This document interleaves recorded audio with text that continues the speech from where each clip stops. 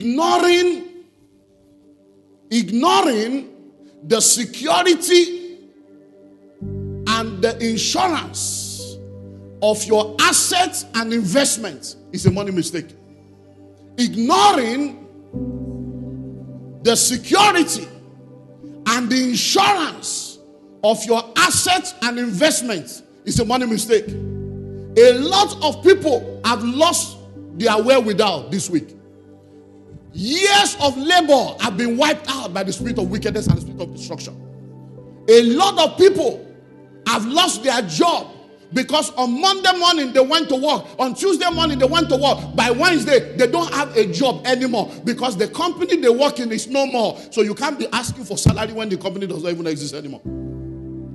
So there are people who had job last week and don't have job anymore. There are people who had businesses last week. Right now they don't have any business anymore. There are people who had houses and properties last week. Right now it does not exist anymore. And listening well, the question we now need to ask ourselves is, while we believe God for restoration and recovery, what wisdom did you put in place?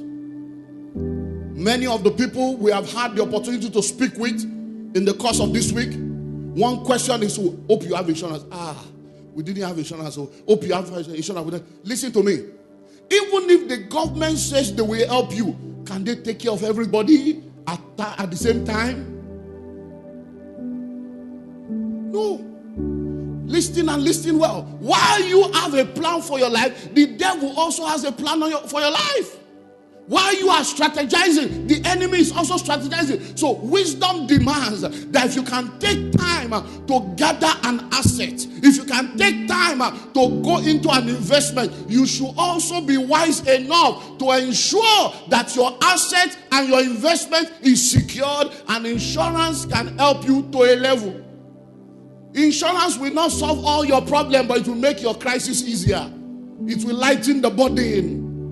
There are things that insurance cannot do. Insurance cannot replace the memory. Insurance cannot replace cannot wipe away the pain. But insurance can lighten your body. So why will you spend 7 million naira to buy a car and you don't have enough wisdom to put 500,000 per annum insurance? And you go and do third party and end up as a third party? Why do you buy a house for 35 million and you cannot spend 800 or 500 to insure the 35 million dollar house? These are the realities of our time. But do you know why we don't do that? It's the mindset. All this insurance, God is the insurance. God is the insurance. But the same God tells you the horse must be prepared for the day of battle. I will give you victory, but you've got to have the horse. You need to have a rod that God will use to part your Red Sea. You need to have 3 loaves and 5 bread and 2 fishes that God will multiply. There is always a natural that is required for the super to be connected. The supernatural will not happen without natural. The super will remain super without the natural. Natural will remain natural without the super. It's a combination of the natural and the super that produces the supernatural. You build a house for 50 million and then you put a malam at your gate and you are paying 50,000. Hello? So you are paying somebody 15,000 naira in a 35 million naira property. And when there is NSAS, it will kill you and carry your property and kill your family and roast you. Why? Because you think you are a big man and you are not ready to pay your driver good money. People that can destroy your life in one day. You are not ready to pay your gateman good money. Somebody that can open the gate and say, yeah, Wale is at home. No. These are the realities of life. And you think you're a big man. You treat your house help anyhow. You treat your domestic staff anyhow. You treat your driver anyhow. You treat your gateman anyhow. You are a fool if you do that. You are. Because these people have your life in their hand like this and they can snuff it in one day. I hope you know that it's the youth that will refuse to train that are doing what they're doing now. It's the youth that will refuse to empower. It's the failure of the state. The people will refuse to send to school. The people will refuse to empower. They are the one doing this now. So when we are telling you, oh, let's raise money so that we can give people scholarship. Let's raise money so that we can do this. Let's raise money so that we can do academy. Let's raise money so that we can do welfare. Let's raise money so that we can do skill acquisition. Say they are just raising money. Is it for us? easy for us. If we don't take these people off the street, if we don't empower these people, there is no safety for you to enjoy your prosperity. Let me help you bring it home. Think for a while that you came this morning and this place was burnt down. Think that you came to church completely. How will you feel? The Rehoboth we have been raising for almost 20 years that we have not finished building. Then one day somebody just come and raise it down. How will you feel? Think like that and remember what people have lost out there. It will put it in perspective of what people have lost out there. So number one,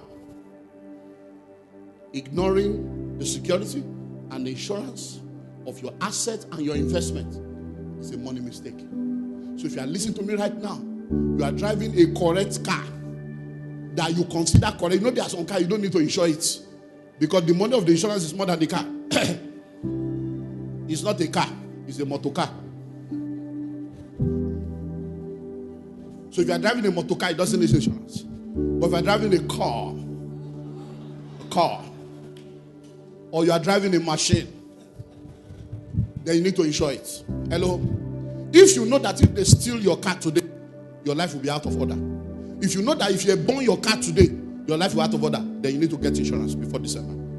And it's not expensive. Sometimes 2% of the value of the car. 2%. It's not as expensive as you think. But because we have this mindset, insurance doesn't work. They work. Hello? New generation of Nigerians that are also people of integrity have started insurance company that have integrity and it works. I can tell you stories upon stories in this church. Do you know how many times some robbers have come here? We had a service like this one Sunday morning and I got home and on Monday morning I got a call. They have removed the roof. This roof you are seeing here. We're all here. On Sunday night to Monday morning they removed the roof, like half or quarter of the roof.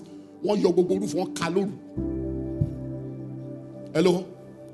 So don't get it. Hey, God forbid, God forbid. There are many things that God forbid that life permits. Armed robber came in here one day. They jumped through the fence. They tied down all the security. They tied them down like animal. All the offering you gave on Sunday that day, they went into this. They broke the safe. They sat down. Inside this place, they sat down, spent like 2-3 hours, and they were sorting the envelope. Yes, inside Calvary. We don't tell you these things so that you will not be afraid. But sometimes we need to reveal this thing to you so that you will know that when we are talking to you, listen to your father. One joko, one they shared. So the one that are all the check, they separated the check. We met all the check here. All the cash, they carried all the cash. So when we are telling you, stop giving cash, be mature, let's start doing transfer, everybody go and get an account, do check. We are helping you to move to a realm where it will be difficult for the enemy to mess you up. One more learning. Hello? But we went to police station, did report, went to insurance, we got our money back from insurance. Why? Because it was insured. One day, money was brought to church. And then on Monday, the staff was taking the money to bank to go and lodge it. The staff was at the gate of Zenith. And no, Zenith is not going. At the gate of Zenith with our church offering. They brought the car, they parked the church bus. The lady came and the guy came down. The driver was still inside. And as they were going inside the bank, they came with Con and Okada and collected the money at the gate of Zenith. Everybody scattered. Money gone. Went to police station. This is what happened. This went to insurance. They paid us the money. So listen well. I'm telling you now from experience. Nobody is expecting evil because there are things that insurance cannot give you. Hello, but make sure you put that in place. Number two, because of time, let me see if I can give you 4. Living a life of waste is a money mistake. Living a life of waste is a money mistake. If you read my book, The School of Money, and it's available online, go to my website, olumideemmanuel.org. You see it there. One of the things I shared in the School of Money is what I call guidelines to wise spending. Guidelines to wise spending. A lot of us are living a life of waste. We waste money, we waste time, we waste opportunity, we waste privilege, we waste resources. And it's a major money mistake. There are only 3 things you can do with money.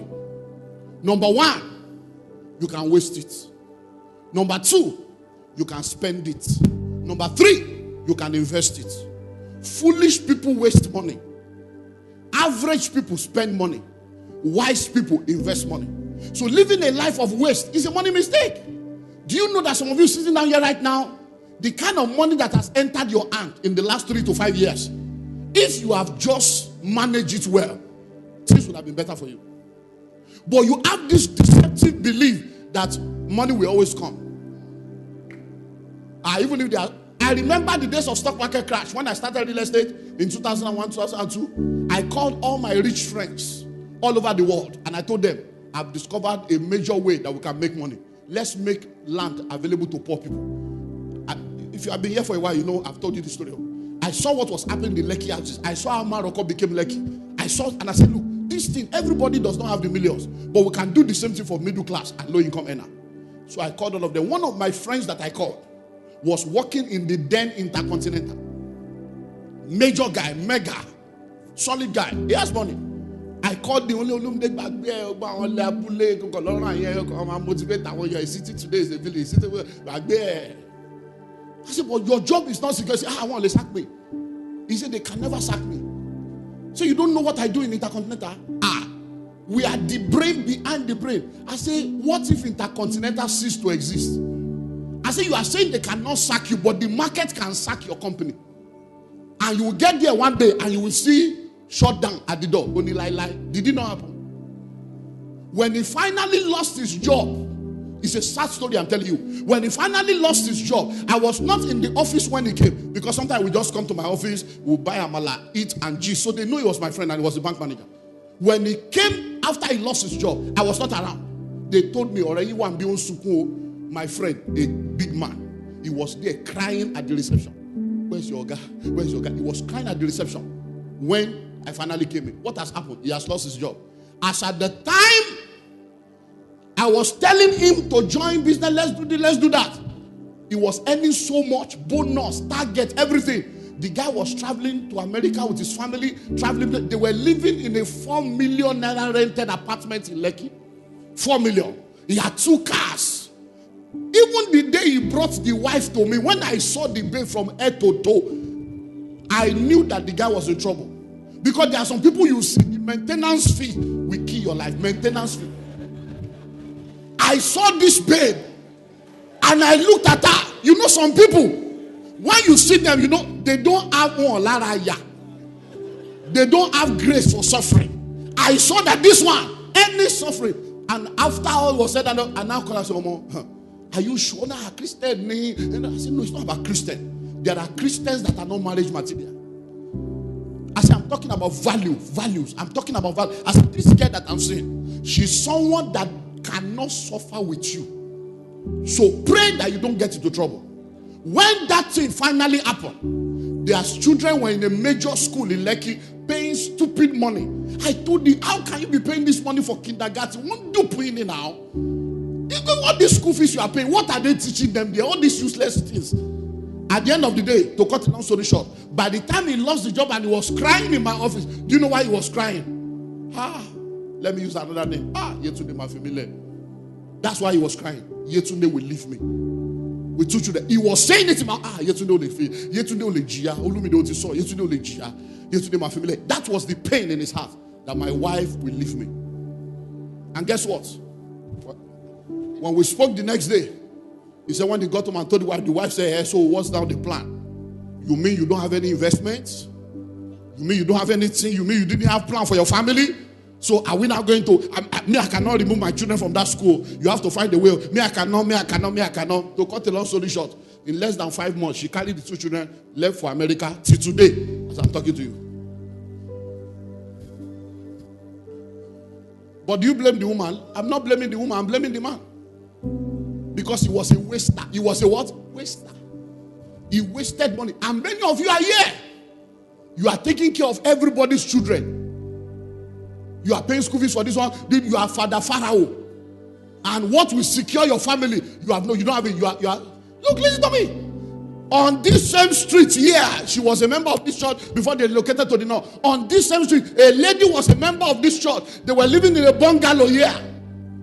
And the brother was not, the husband was not a member. She started coming for midweek service and was listening to me and then came to see me for counseling. The man was living here on this same street. And the man was there with the wife, one child then, and 5 of his family members. You know Igbo people now. 5 of the guy's family members were living with them. And the woman came and said, look, sir, you have been talking about buying land, building house. I've told my husband. He said, I don't believe in all these things you people are talking. When I have money, I will buy a house. I will buy a house. I will just buy a house. After I kept teaching, and you know the way I teach now, you know, sometimes you go trouble the water. You will discuss it in the car. And you will go, do you agree with pastor? And then what do you think about what pastor said? You will scatter ground. So I said one thing one day, and then she came and said, sir, you said something that, is it okay for a wife to go and buy land and be building without telling the husband? I said, it's not okay. And so you must tell your husband. You can't go and do it without your husband. I said, but the way you will tell him is what will determine whether he will tell you yes or no. So I gave her the wisdom to say it. And the wisdom is simple. Don't make it your personal project. Make it a family project. So now I'm thinking, this land thing that you say you want to buy a house. Maybe I should buy land because of the children. And just buy it in the name of our son and begin to do something small. What do you think? When you project it like that, he will say yes. And the man said yes. The woman went to buy the land in, where the Pastor Johnson is now. There was no bridge there. Laughing, very far. Where we say is that you are traveling to Osho State. She bought the half plot and started building. Guess what? The man traveled, had an accident, and died. Less than 3 years after that. He will just come to this church, crossover, he will come. Some of you are here, your husband are not here now. They're not here. He will just come crossover, maybe when we're doing model. He was not a member, but the wife was always coming. The guy died. Do you know what happened? The 5 brothers thought that their brother was the owner of the bungalow.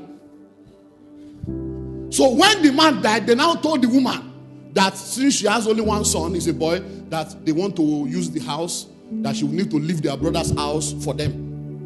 And the guy said, your brother is not the owner of the house. We are tenants. We pay rent. The landlord, in fact, the rent will soon expire. He said, no, you are lying.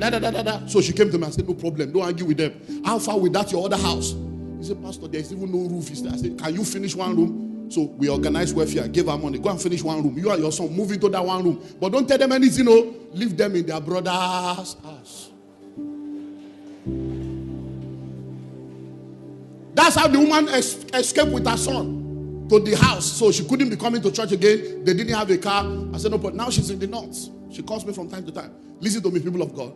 By the time the landlord sent them letter of renewal of rent, they now called her. You mean her brother is truly not the owner of this house? What was he doing with all his money? The people that spent the money. The people that he was spending the money on. What was he doing with all his money? So those of you sitting down right now, come and buy land. It's a bush. Hey, come on. It's your life. Your grandfather was a tenant. Your father is a tenant.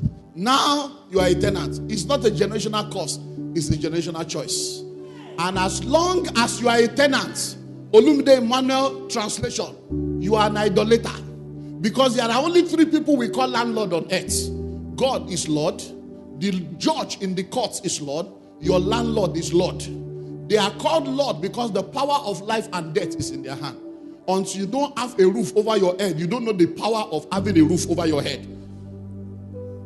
As you are sitting out here right now, even if you are an apostle, if I fix appointment with you and your landlord tells you must show up or else you will have trouble, you will call me that you have landlord meeting. Why? Because you are serving 2 lords. So if you are a tenant, you are involved in idolatry. And you need to be delivered from the idolatry of tenancy. Pastor, what verse of the scripture is that? Olumide Emmanuel translation.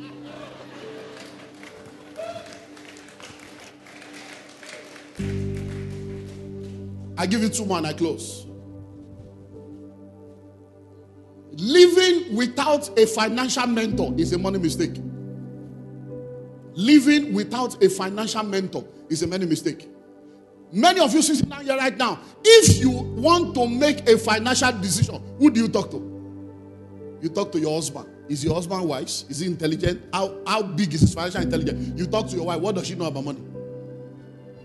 The only people you talk to, you and your wife, you and your friends, poor people like you. Tenants are counseling tenants. Jobless people are counseling jobless people. Salary earners are counseling salary earners. Poor people are counseling poor people. Why do you think your life is the way it is? You surround yourself with people that are showing you where you have been and where you are, not with people that are showing you where you can be. So you end up, who are your friends today? If you are to raise 100K, check your phone. Or for 100K. If you need 1 million now for your kidney, 1 million, won't you die? Many of you will just die a useless death. Ordinary 1 million will raise it. Your father, mother, brother, sister, cousin, every friend, all your family will raise 200K. But when it's time for burial, money will show up. A generation of wasteful people. Hello? Who are your mentors? You need mentors in every major area of your life. I am your pastor, but I cannot be your mentor in every area. There are areas I am strong. There are areas I am weak. I can be your spiritual mentor. I can be your financial mentor. I can be your business mentor. But there are areas that I am not strong. You need to look for somebody else in that area. So in your marriage, you need a mentor for your marriage. People you can go to, matured people that have experience and God that can help you in your marriage. You need financial mentors. You need career mentor. You need spiritual mentor. So living without a financial mentor is a money mistake. And that's why many of you have wasted money, wasted resources, made a lot of wrong decisions because you are nobody in your life that can tell you the next level. The financial intelligence of your mentor determines the financial assets of your destiny. Hello? And I hope you know that some people can only mentor you out of poverty. They can't mentor you in riches. So you need to begin to get people that can help you in different aspects of your life. I don't have enough time to flow. Let me give you one more and I close with this. Now listen well. Ignoring spiritual law is a major money mistake. And I've seen it destroy the lives of many people, believers. Ignoring spiritual laws. If you are a child of God and covenant obligation is not part of your constant practice, you are in error. Ignoring spiritual law. Listen and listen well. If you are not a child of God, nobody is demanding of you obedience to God's covenant. But to claim to be a child of God and be arguing with spiritual law, you are operating in foolishness. You cannot go to a school where they wear white. You saw that they are wearing white. You got admission there. You went through the exam. You now became a student and started arguing. I don't wear white. You can't argue with an institution that was there before you came. You have to decide whether you want to be a part of it or not. You can't go to London now and tell them, I don't care what you people say, it's naira I will spend here. I don't spend pounds, I spend naira. It's not possible. I cannot drive this kind of car. I must drive my Nigerian car on my Nigerian way inside London. Nothing you people will do. You are in error. So how can you be a child of God? You are arguing with first fruit, arguing with tithe, arguing with honoring your prophet, arguing with blessing the less privileged, arguing with giving welfare, arguing with seed of faith, arguing with everything that will help your life to move forward. And like I've always said, everybody tithes. You either pay to God, you pay to the devil, or you pay to yourself. But all the 10% you did not give to God, where is your Bentley? Where is your Rolls Royce? Where is your mansion? Where is your estate? Where is your private jet? The 10% you refuse to bring, has it made your life better? Is it not time to think that all the spiritual laws you have ignored is what has opened the door for the devourer to devour your life and devour your resources? And let me tell you something, when the devourer shows up, no one has the power against the devourer except the covenant. It is my prayer that as we move from this month into the month of multiple grace, the God of all grace is waiting for you. And as you are searched this week, I pray over your life that the multiplicity of the grace of God will be activated over your life. And from today, everything around you will be from glory to glory. In the name of Jesus.